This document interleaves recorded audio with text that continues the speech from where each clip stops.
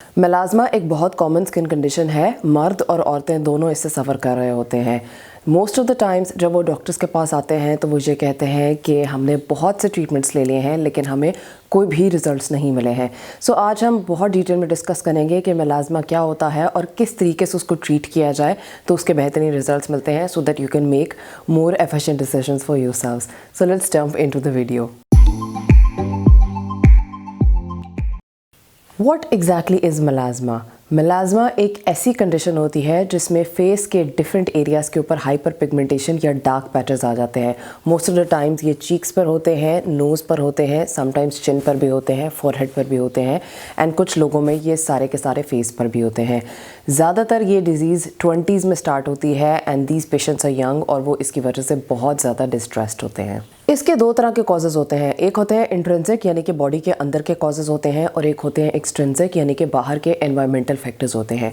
जो intrinsic factors होते हैं उसमें सबसे कॉमनली होते हैं हार्मोनल इम्बैलेंस, जो कि प्रेगनेंसी के अंदर हो सकता है या मेनोपॉज के अंदर हो सकता है। उसके अलावा ये स्ट्रेसफुल कंडीशंस के अंदर हो सकता है। जब भी लाइफ के अंदर कोई भी स्ट्रेस आता है तो उसकी वजह से कुछ लोगों के अंदर ये हाइपर पिगमेंटेशन आ सकती है। जिन पेशेंट्स को थायराइड की डिजीज़ होती है उनके अंदर आ सकता है। कुछ लोगों के अंदर अनीमिया की वजह से यानी कि आयरन डेफिशिएंसी की वजह से आ सकता है, ब्लड की कमी की वजह से आ सकता है और कुछ लोगों में ये जेनेटिकली प्रेजेंट हो सकता है। उसके अलावा बाहर के फैक्टर्स होते हैं। आम कॉन्सेप्ट ये है कि सूरज की रोशनी की वजह से मेलाज़्मा होता है, लेकिन सूरज की वजह से मेलाज़्मा होता नहीं है, लेकिन उससे एक्सेसरबेट ज़रूर हो जाता है, यानी उससे ख़राब ज़रूर होता है। जो बाहर के फैक्टर्स होते हैं उसमें सबसे ज़्यादा कॉमनली होते हैं बर्थ कंट्रोल पिल्स। जो ख़वातीन ये ले रही होती हैं उनके अंदर इस मेलाज़्मा के या हाइपर पिगमेंटेशन के डेवलप होने के चांसेस ज़्यादा होते हैं।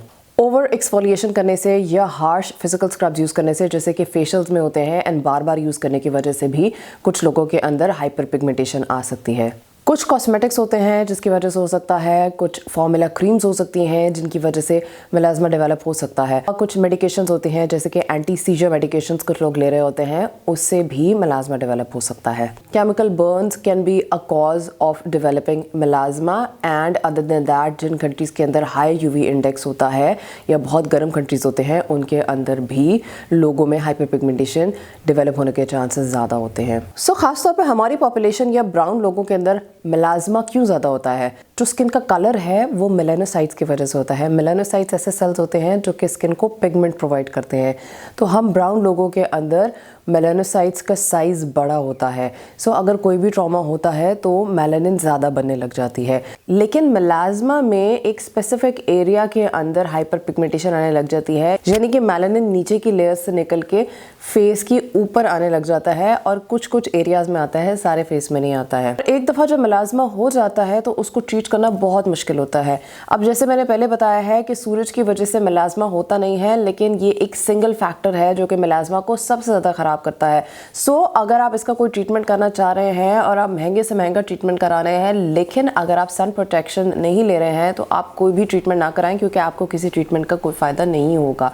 सन एक्सपोजर जब तक आपका लिमिट नहीं होगा या जब तक आप सनस्क्रीन यूज़ नहीं करेंगे तो हर ट्रीटमेंट बिल्कुल बेकार हो जाएगा और उसका आपको कोई फ़ायदा नहीं होगा। That is why when people come to me तो वो कहते हैं कि हम सालों से ट्रीटमेंट कर रहे हैं लेकिन हमें कोई फ़र्क नहीं पड़ा। बट जब उनसे ये पूछा जाता है कि क्या आप सनस्क्रीन यूज़ करते हैं तो वो कहते हैं कि हम सनस्क्रीन नहीं यूज़ करते, हमें सनस्क्रीन यूज़ करना अच्छा नहीं लगता, ये वो वाइट कास्ट छोड़ती है, सो हम वो यूज़ नहीं करते हैं, लेकिन हम बाकी सारे ट्रीटमेंट्स ट्राई कर चुके हैं तो उनका फ़ायदा नहीं हो रहा है।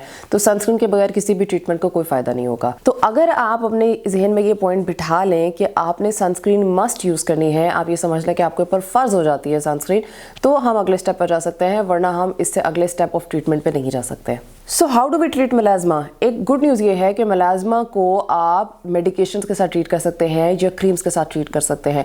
मोस्ट ऑफ द टाइम्स आपको लेज़र्स, पील्स या इन ऑफिस प्रोसीजर्स की ज़रूरत नहीं पड़ती है, जो कि एक मेरा ओपिनियन है which I am going to tell you by the end of this video कि मैं क्यों वो वाले प्रोसीजर्स रिकमेंड नहीं करती हूँ। सो सबसे पहले हम आएंगे कि हमने उसको ट्रीट किस तरह से करना है एंड कौन से इंग्रेडिएंट्स हैं जो आपको हेल्प कर सकते हैं। तो watch this video till the end, क्योंकि आपको मैं सारा कुछ डिटेल में बताऊंगी कि ये किस तरह से ट्रीट किया जाता है। And if you have not subscribe to my channel, please consider subscribing and hit the notification bell so that मैं जब भी पोस्ट करूं आपको नोटिफिकेशन आ जाए। तो जैसे कि मैंने बताया है कि मेलानोसाइट्स की एक्टिविटी ज़्यादा होती है, मेलानिन ज़्यादा बनता है, जिसकी वजह से मेलाज़्मा होता है। तो कोई भी ऐसा इंग्रेडिएंट या कोई भी ऐसा ट्रीटमेंट जो कि मेलानोसाइट्स की एक्टिविटी को कम कर देगा, वो मेलाज्मा को ट्रीट करेगा। सबसे पहला step is a sunscreen. Sunscreen कैसी होनी चाहिए है? SPF 30+ ब्रॉड स्पेक्ट्रम सनस्क्रीन, यानी कि वो आपको UVA एजिंग वाले रेडिएशंस एंड UVB बर्न वाली रेडिएशंस दोनों से प्रिवेंट करें। और उसके अलावा आपको हैट्स पहननी चाहिए हैं जब आप बाहर जा रहे हैं, या बड़ी सी UV सन ग्लासेस पहननी चाहिए हैं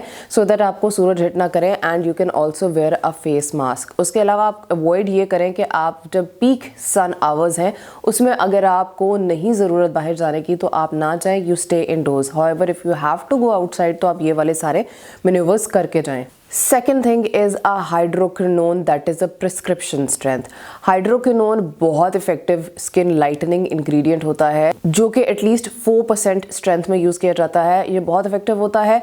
इसको यूज़ करने की वजह से काफ़ी हद तक मेलाज्मा कम हो जाता है, लेकिन इसको मैक्सिमम 12 वीक्स के लिए यूज़ करते हैं क्योंकि अगर इससे ज़्यादा यूज़ करें तो वो हाइपर पिगमेंटेशन को ज़्यादा ख़राब भी कर सकता है। And there is a condition known as exogenous ochronosis जो वो करा सकता है, जिसको बाद में ट्रीट करना बहुत मुश्किल होता है। सो ये एक बहुत अच्छा इंग्रेडिएंट ज़रूर है, लेकिन ये एक प्रिस्क्रिप्शन स्ट्रेंथ है एंड ये कोई ऐसी चीज़ नहीं है कि आप इसको लॉन्ग टर्म यूज़ कर सकें। फिर कुछ क्रीम्स होते हैं जिसमें combination of hydroquinone, retinol and a mild steroid होता है। ये भी बहुत इफेक्टिव होती हैं in the treatment of hyper pigmentation. So इसको डॉक्टर के प्रिस्क्रिप्शन के बाद कुछ अर्से के लिए यूज़ किया जा सकता है, और जब पिगमेंटेशन कम हो जाए, ये मेलानोसाइट्स की एक्टिविटी कम हो जाए तो इसको स्टॉप कर दिया जाता है क्योंकि इसके लॉन्ग टर्म बेनिफिट से ज़्यादा नुकसान आ जाते हैं। और जब उसको एक स्पेसिफिक पॉइंट तक वो हाइपर पिगमेंटेशन को कम कर देता है तो उसके बाद हमने उसको मेंटेन करना होता है। सो रिजल्ट्स मेंटेन करने के लिए हम कुछ ऐसे इंग्रेडिएंट्स प्रिस्क्राइब करते हैं जो कि आप लॉन्ग टर्म सेफली यूज़ कर सकते हैं। क्योंकि अगर आप हाइड्रोक्विनोन यूज़ कर रहे हैं और आप उसको स्टॉप करेंगे तो फ़ौरन से उसके इफेक्ट्स खत्म हो जाएंगे और दोबारा से हाइपर पिगमेंटेशन आने लग जाएगी।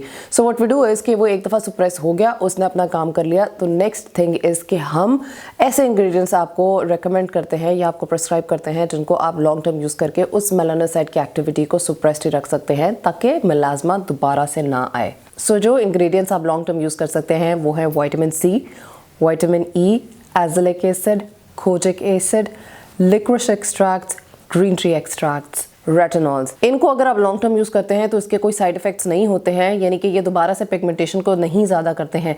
सो आप इनको रेगुलरली लॉन्ग टर्म के लिए यूज़ कर सकते हैं along with the sun protection that I have already told you about. अब ये सारे इंग्रेडिएंट्स आप अलग से भी यूज़ कर सकते हैं एंड कुछ क्रीम्स होती हैं जिसमें ये सारे कंबाइंड होते हैं तो आप उनको भी यूज़ कर सकते हैं। कुछ प्रिस्क्रिप्शन स्ट्रेंथ में आती हैं, कुछ ओवर द काउंटर होती हैं तो उनको आप इकट्ठे भी यूज़ कर सकते हैं। उसके अलावा जो एक और इम्पॉर्टेंट चीज़ है वो ये है कि अगर आप इस रूटीन के साथ कंसिस्टेंट नहीं हैं, यानी कि आपको जो मेडिसिन बताई गई हैं, if you are not using them on regular basis and consistently, तो आपको तब भी रिजल्ट्स नहीं मिलेंगे।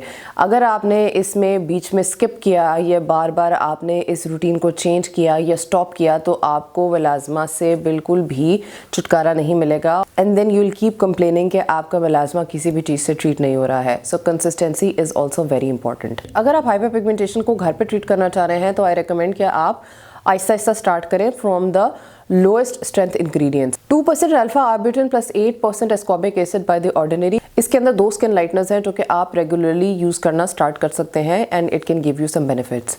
0.2 to 0.5% retinol by the Ordinary can also be helpful in treating melasma. Sunscreens जो मुझे पसंद हैं those are by CeraVe Hydrating Mineral Sunscreen, Aveeno Broad Spectrum Sunscreen and Bonissan Sunscreen। जो पाकिस्तानी सनस्क्रीन्स हैं उसमें मुझे पसंद है नरमीर SPF 75+ एंड न्यूब्रेला सनस्क्रीन्स। ये भी बहुत अच्छी हैं, आप इनमें से कोई भी यूज़ कर सकते हैं। Whatever sunscreen that you can use वो आपको मस्ट यूज़ करनी है। उसके अलावा 5% lactic acid by the Ordinary और by the Inkey list use कर सकते हैं in the night time.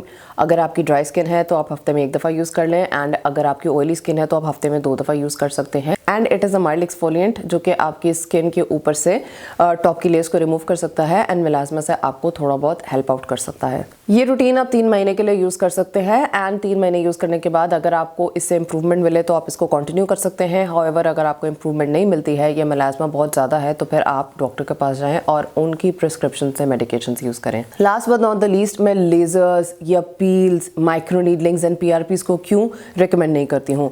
Ledgers की वजह से स्किन की टॉप की लेयर रिमूव होती है। सो उस टाइम के लिए इनिशियली आपको रिलीफ मिल जाता है, लेकिन ये मेलानोसाइट्स की एक्टिविटी को ख़त्म नहीं कर करता है। सो ऊपर की लेयर रिमूव हो गई, लेकिन नीचे से मेलानोसाइट्स बार बार मेलानिन बना रहे हैं एंड बार बार वही पिगमेंट ऊपर की लेयर्स में आता जा रहा है। सो वो बेसिक रूट कॉज को ट्रीट नहीं कर रहा है। सो थोड़ा बहुत आपकी स्किन को बेहतर कर सकता है, लेकिन अगेन वो मेलाज्मा को ट्रीट नहीं कर सकता है। Same is the case with the chemical peels कि वो ऊपर की स्किन को रिमूव कर देगा, लेकिन नीचे से मेलानोसाइट्स बार बार बन बन के ऊपर आ रहे हैं। सो इंपॉर्टेंट चीज़ इसीलिए ये होती है कि कोई भी ऐसी चीज़ यूज़ की जाए जो कि उसकी एक्टिविटी को कम करती है। सो ये दोनों चीज़ें उसकी एक्टिविटी को कम नहीं करती हैं। ऑल्सो अगर इनको सही तरीके से ट्रीट ना किया जाए या लेजर्स एंड पील्स को ठीक से यूज़ ना किया जाए तो समटाइम्स ये खुद भी हाइपर पिगमेंटेशन करा सकते हैं।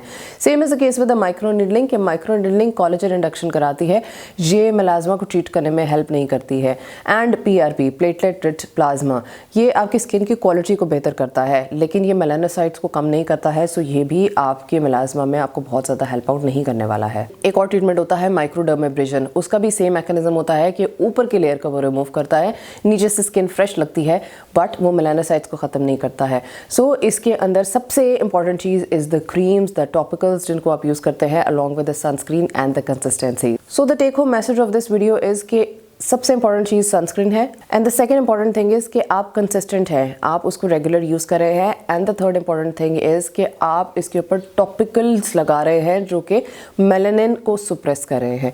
That is how you are going to get rid of melasma. And उसके बाद जब एक दफ़ा मेलाज्मा ख़त्म हो गया है तो उसके बाद आपने लॉन्ग टर्म ये चीज़ों को यूज़ करना होता है, तभी आपके रिजल्ट्स मेंटेन रहते हैं। वरना जिसके अंदर एक दफ़ा हाइपर पिगमेंटेशन आ जाती है उसके अंदर दोबारा से भी चांसेस होते हैं कि हाइपर पिगमेंटेशन या मेलाज्मा डेवलप हो जाता है। Thank you so much for watching. अगर आपके कोई क्वेश्चन एंड कमेंट्स हैं तो do comment down below. I will try to answer all of you guys. अल्लाह हाफिज़।